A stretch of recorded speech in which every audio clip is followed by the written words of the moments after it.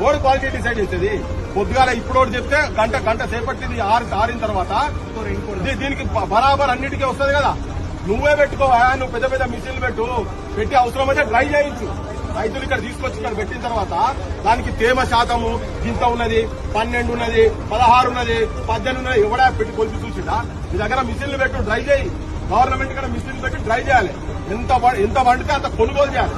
ఇదంతా కేవలం ఏంటంటే కార్పొరేటర్ల చేతులలో పెట్టేటందుకు చేస్తున్నటువంటి ప్రయత్నం. అంటే ఇప్పుడు విదేశాల నుంచి వచ్చే పత్తి మీద ఏదైతే 11% ఇది ఇచ్చారో, అంటే పెట్టేశారు, ట్యాక్స్ సస్పెండ్ చేశారు.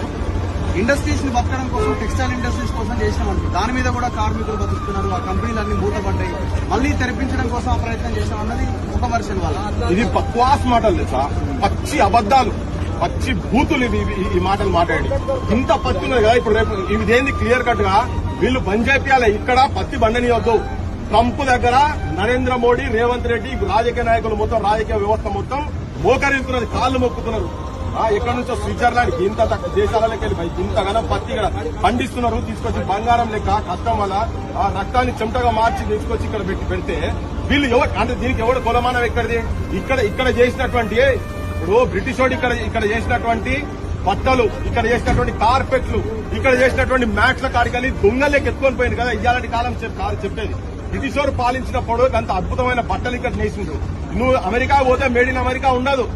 ఆ క్లాత్ మొత్తం ఇక్కడికి వెళ్ళి పోయిందే ఉంటది. ఇప్పుడు కొత్తగా మనకు కొత్తగా చెప్తున్నా.